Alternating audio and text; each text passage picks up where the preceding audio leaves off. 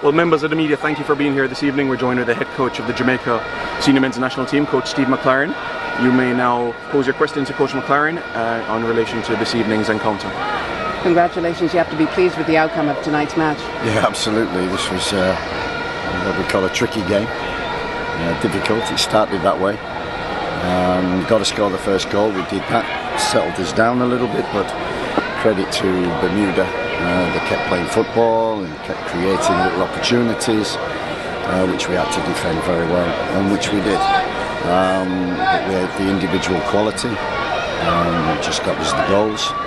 Very professional performance. I talked about a clean sheet, we got that, and we move on. So that's what we said, come here, take the 3 points, go home, tough game again on Tuesday. Yeah, just a couple from me, coach. You said to us just the other day that you were coming here expecting to deliver, expecting to win. That start has to give you a pleasure. Yeah, absolutely. You know, I've watched many games from Bermuda, and I said to the players, and they took it on board. He says it's not going to be an easy game. People come in here. We're very fortunate the field was perfect condition for football, and they played that, and we kind of took our opportunities and chances with the quality that we had. We could have been better on the ball. We could have used the ball better. We could have kept it better. So 46% possession, but on transitions we created about 19, I think, chances, 7 on target. Could have scored more. So impressed with some of the new players coming in, and all the players who have had caps before them coming. So it's great to see, you know, the likes of Shamar getting a good goal, Damien Lowe coming in. He's not played much football, only lasted an hour, but got the goal, all important. And credit to delivery and set pieces, which we said from the beginning would be very important. And I think your country showed so much pace and looked really dangerous. You had a march in the middle, really good.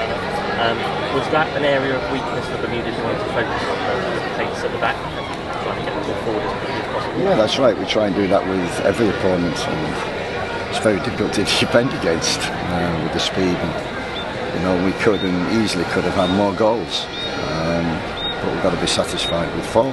Very professional performance. Job done. Let's recover, get back to Jamaica and prepare for Tuesday. Coach, you mentioned some of the senior guys like Shamar Nichols and Damien Lowe, who obviously came in and scored a goal in the last 10 minutes of the game. However, speak on like their leadership this week as far as getting the new guys in and getting accommodated to the whole team.